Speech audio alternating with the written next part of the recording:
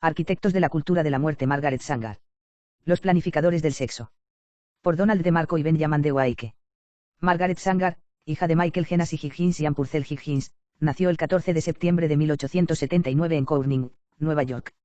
Margaret, que posteriormente se convertiría en la fundadora de Planned Parenthood 438, tenía 10 hermanos, 3 chicas y 7 chicos.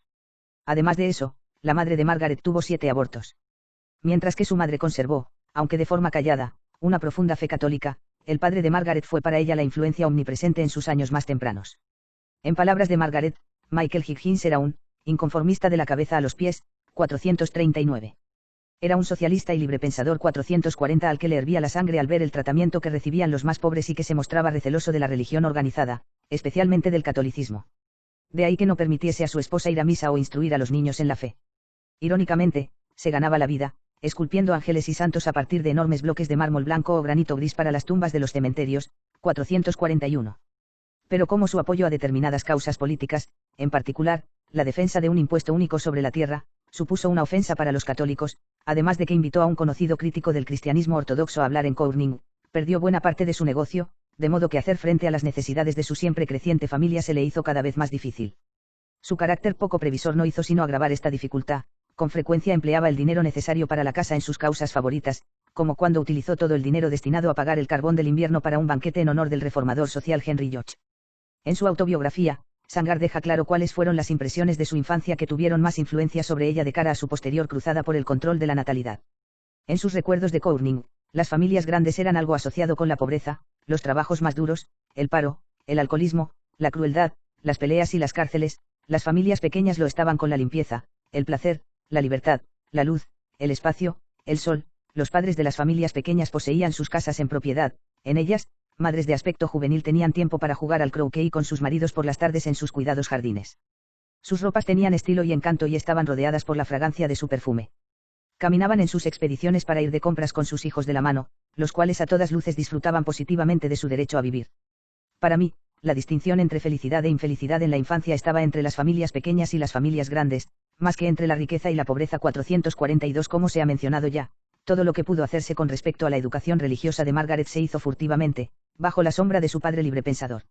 Su madre, Anne, no se atrevía a ir a la iglesia contra los deseos de su marido, pero la joven Margaret en ocasiones se escabullía para ir cuando su padre estaba trabajando fuera de la ciudad.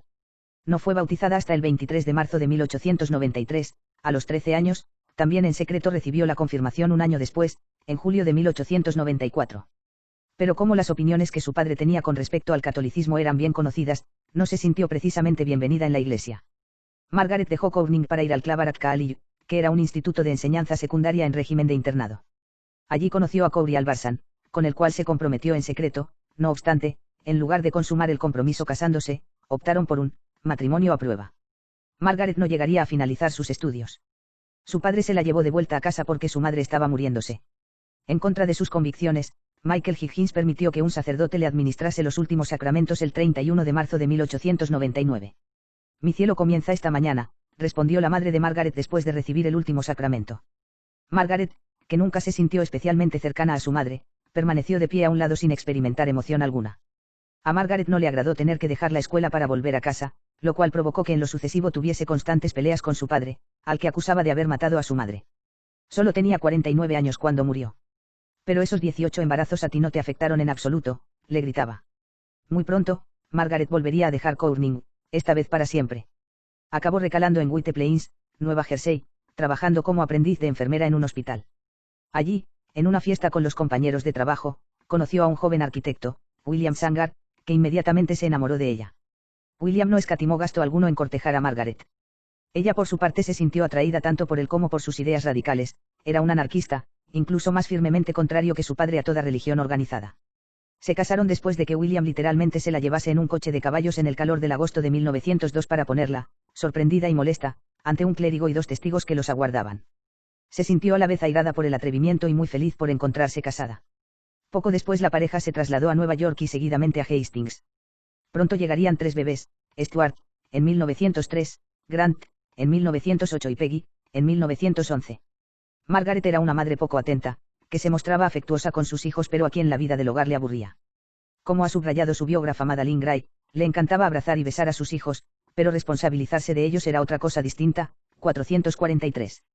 Compartía con su marido la pasión por las causas políticas radicales, incluyendo el anarquismo, de modo que los jóvenes esposos frecuentemente o bien se encontraban fuera u organizaban fiestas en casa. Claramente, todo eso dejaba poco tiempo para los niños. En palabras de Gray, por lo general, Margaret prácticamente no sabía qué les podía estar pasando a sus hijos. Cuando por cualquier motivo tenía que ocuparse de ellos afirmaba tener un ataque de una misteriosa enfermedad nerviosa, y se aferraba a la primera oportunidad para salir de casa. 444.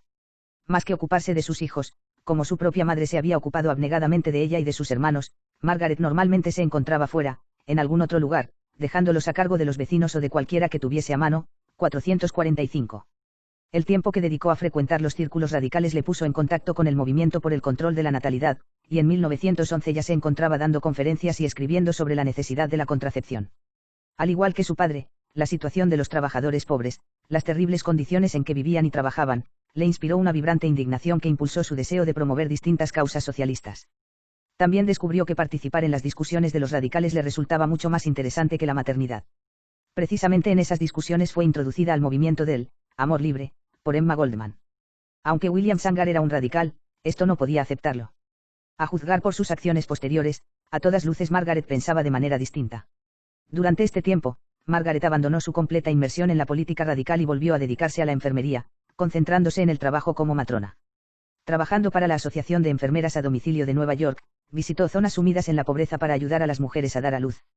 En el verano de 1912 presenció cómo una mujer llamada Sadie Sachs fallecía a causa de un aborto inducido.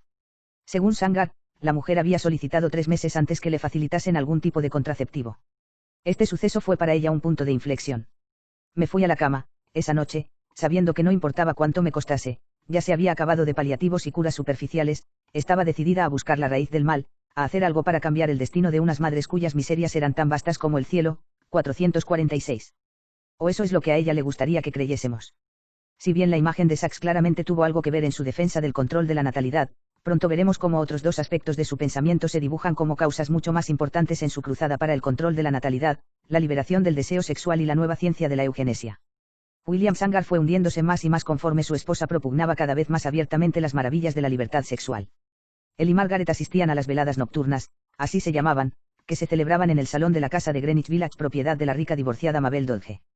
Allí los intelectuales del Village se reunían para discutir las últimas ideas radicales, normalmente en torno al tema que Dodge fijaba para cada velada.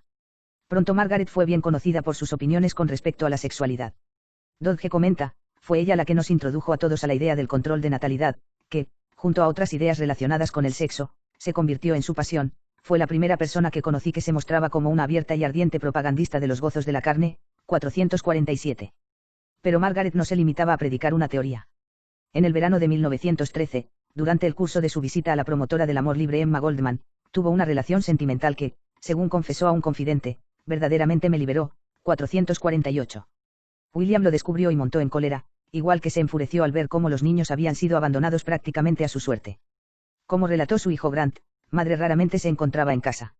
Se limitaba a dejarnos con cualquiera que tuviese a mano, y se iba corriendo a no sabemos dónde. 449.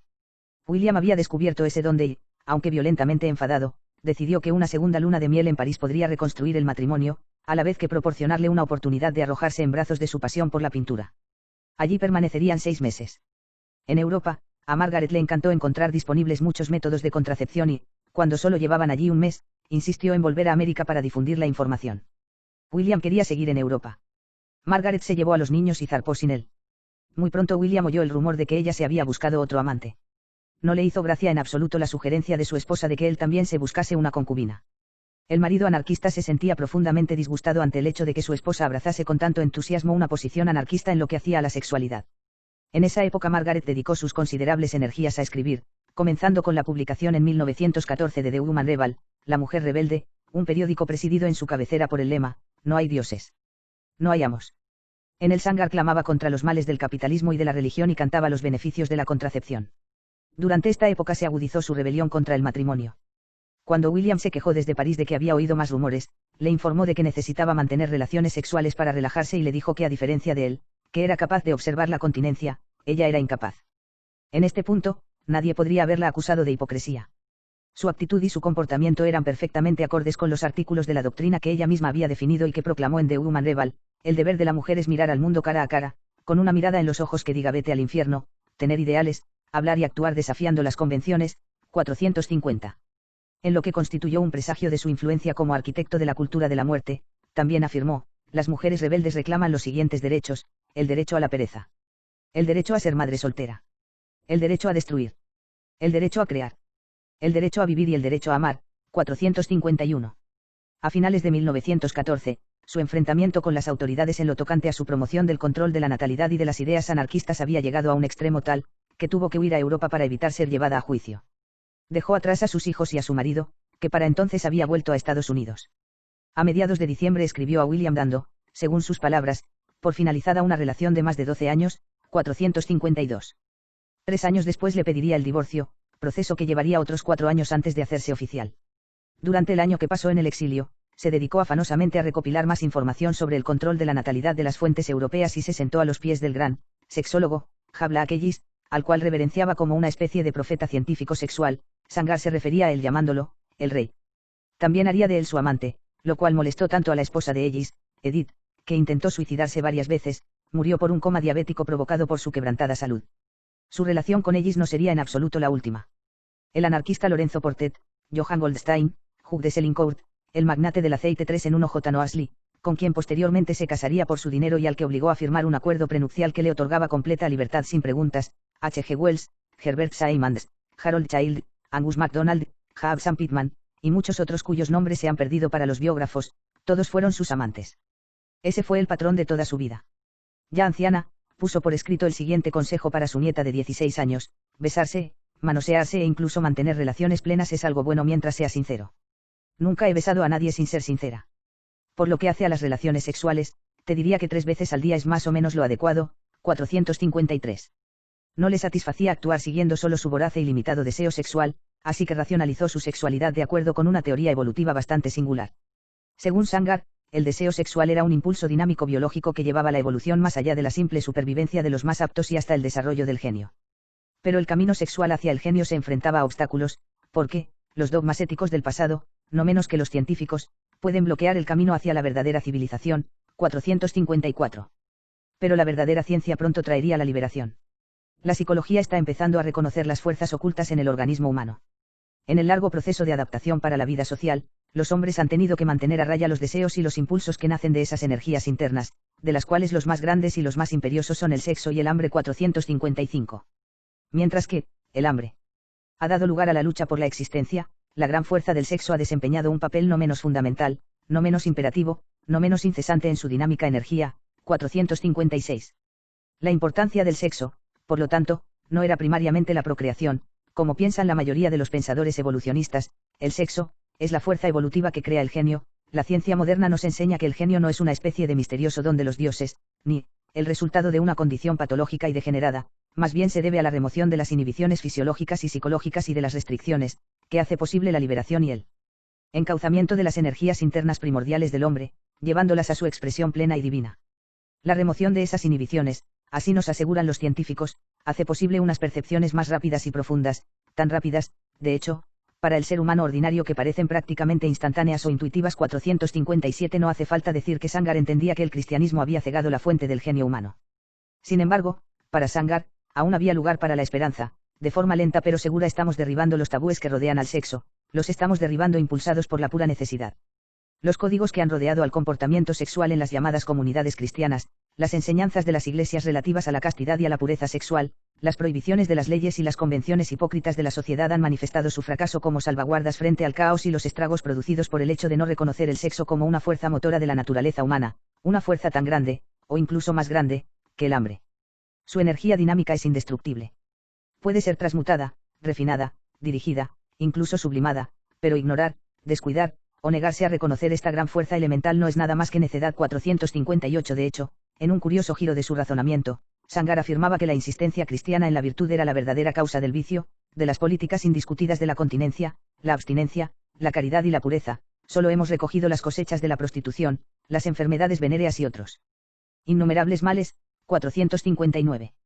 Para Sangar, la antigua visión de la sexualidad, inculcada sobre la base de una moralidad convencional y tradicional y de la respetabilidad de las clases medias, es una pérdida de tiempo y de esfuerzo. 460. La moralidad convencional y tradicional y la respetabilidad de la clase media debían ser expulsadas de la cultura, para introducir a continuación una nueva manera de entender la sexualidad.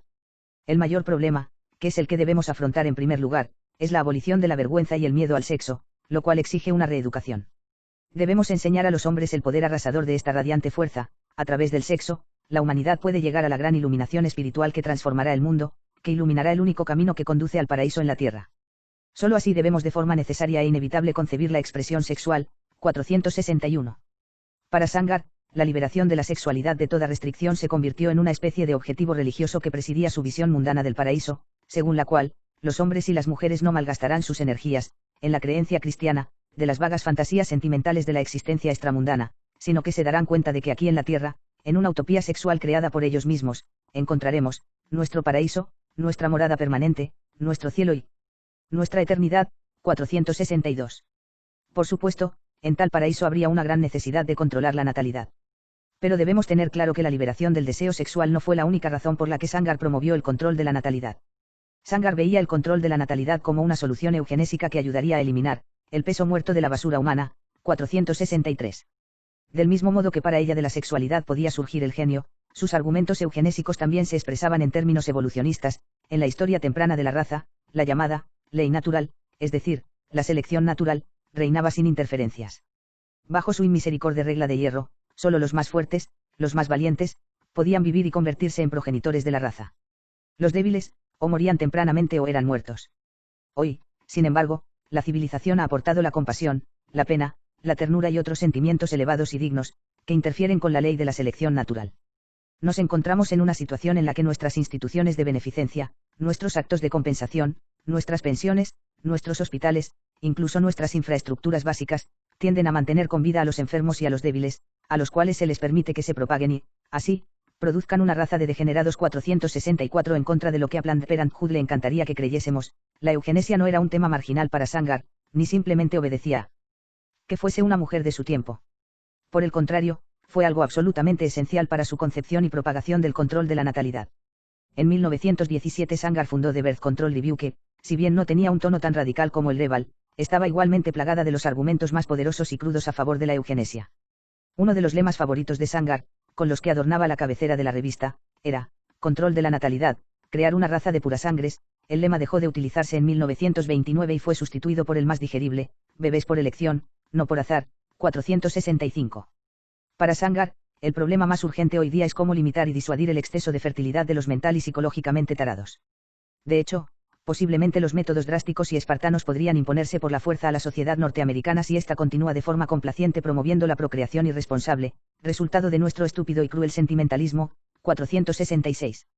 Para contrarrestar los efectos supuestamente perniciosos de tal, estúpido y cruel sentimentalismo, Sangar proponía el control de la natalidad como el antídoto compasivo, una medicina que impulsó con fervor, movida especialmente por su miedo y su horror ante la gran ola de individuos de mentes débiles, que entendía que estaban encenagando la población y haciendo a la humanidad descender a niveles inferiores en la escala evolutiva.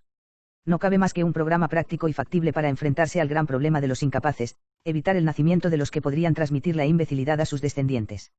Si rechazamos o ignoramos este aviso profético, la civilización se enfrentará al problema siempre creciente de la imbecilidad, ese fértil origen de la degeneración, el crimen y el pauperismo. 467. No cabía otra solución para la degeneración, el crimen y el pauperismo, y especialmente no servía recurrir a la filantropía tradicional, pues no atacaba la raíz del problema, la fertilidad de los incapaces, con lo cual promovía la perpetuación de los defectuosos, los delincuentes y los dependientes.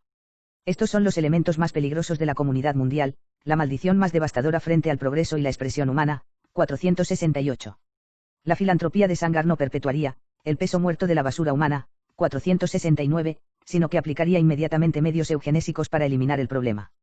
Las mujeres y los hombres incapaces serían separados a la fuerza y obligados a vivir sin contacto sexual, durante los años reproductivos. Si eso fallaba, la sociedad podía recurrir a medidas más drásticas. Como Sangar afirmó abiertamente, en tales circunstancias, nos decantamos por la política de la esterilización inmediata, para asegurarnos de que la paternidad es algo absolutamente prohibido para los incapaces. 470. Sangar creía que el control de la natalidad resolvía un problema que había preocupado a la mayoría de los eugenistas, desde Darwin y Galton hasta los de su propio tiempo. La selección natural ya no era capaz de eliminar a los no aptos porque la civilización había limado buena parte de las aristas de la naturaleza a través de su descaminada compasión. El problema se agravaba, como hemos visto, por la característicamente alta tasa de fecundidad de los incapaces. El control de la natalidad es en verdad el mayor y el más genuino método eugenésico, afirmaba Sangar, y su adopción como parte del programa de la eugenesia daría inmediatamente una fuerza concreta y realista a dicha ciencia.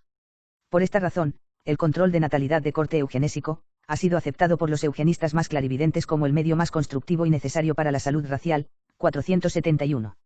A la vista de todo lo dicho, resulta bastante claro que esos tres motivos, aliviar a las mujeres sobrecargadas de hijos, liberar a la sexualidad de la moralidad tradicional y finalmente la eugenesia, constituyeron los objetivos de todas las organizaciones que Sangar puso en marcha. En primer lugar fundó la National Birth Control League, Liga Nacional para el Control de la Natalidad, que posteriormente adoptó el nombre American Birth Control League, Liga Americana para el Control de la Natalidad, y se constituyó como corporación en 1922, luego se convirtió, en 1939, en la Birth Control Federation of America, Federación Americana para el Control de la Natalidad. Finalmente, en 1942, adoptó el nombre actual, Planned Parenthood Federation of America, Federación de Planificación Familiar de América, PPFA, en su acrónimo en inglés. Curiosamente, Sangar protestó por el cambio de nombre. Fiel al credo de Sangar según el cual las mujeres deberían tener el derecho a destruir, Planned Parenthood es el mayor proveedor de abortos del mundo. Pero Planned Parenthood no hace ascos a la eugenesia. Antes de la Segunda Guerra Mundial, cuando la eugenesia aún no había quedado desprestigiada por la mancha del nazismo, muchos de los miembros del Consejo de Planned Parenthood, y las demás organizaciones que la precedieron, eran también miembros de la American Eugenics Society, Asociación Eugenésica de América. Incluso después de la guerra. En 1957 Alan Guttmacher, fundador del Alan Guttmacher Institute, adscrito a la PPFA, fue vicepresidente de la American Eugenics Society y presidente de la PPFA desde 1962 hasta 1974. Continuando la tradición eugenésica de Sangar, la PPFA se convirtió en la principal defensora del diagnóstico prenatal concebido como prueba estándar para los que tienen riesgo de tener hijos con defectos de nacimiento. En un documento de objetivos, escrito en 1977, titulado Nacimientos planificados, el futuro de la familia y la calidad de la vida en América, hacia una política y un programa nacional omnicomprensivo, la PPFA reclamaba la implantación a nivel nacional de test de embarazo y servicios de prevención, diagnóstico prenatal de defectos fetales, asesoramiento genético, prevención de enfermedades venéreas y otros servicios, como el aborto. Por lo que hace a la sexualidad, la PPFA es bien conocida por su defensa de la libertad sexual y de la eliminación de las barreras morales tradicionales, esas mismas barreras que Sangar consideraba que debían ser destruidas para dejar paso al florecimiento de su utopía sexual. 472. Quizás el indicador más preciso de la pobreza última de la visión de Sangar es la propia vida de Sangar, que mantuvo oculta al conocimiento del público. Como hemos visto más arriba, Sangar era un ser profundamente egoísta, que no hizo sino abandonar a sus hijos, uno de los cuales, Peggy, moriría en 1915, para poder ocuparse de sus continuos romances, de la propagación del control de natalidad y del crecimiento de su propia fama. Como deja bien claro su biógrafa Madeline Gray, a Sangar le consumía la pasión sexual hasta niveles absurdos, surcando el Atlántico una y otra vez de América a Europa y vuelta de nuevo para encontrarse con sus amantes. A medida que envejecía, aumentaba su necesidad de sentir que seguía siendo deseable. Compró esa seguridad con dinero, gracias los 5 millones de dólares que heredó de su difunto marido Noah Lee. Iba de fiesta en fiesta para llenar el vacío de sus días, utilizando su riqueza para atraer a hombres más jóvenes que ella. A medida que el tiempo fue marchitando más y más su belleza, recurrió al alcohol y, después de una intervención quirúrgica, a los calmantes, de modo que con frecuencia pasaba los días dormida o delirando. Al final, cuando empezó a vagar borracha durante la noche, tuvo que ser internada en una clínica. Sangar murió el 6 de septiembre de 1966, poco antes de cumplir los 87 años, después de haber legado al mundo con total eficacia una visión de la felicidad a través de la libertad sexual que, por lo que hace a su propia vida, en última instancia se reveló vacía, oscura y desgraciada.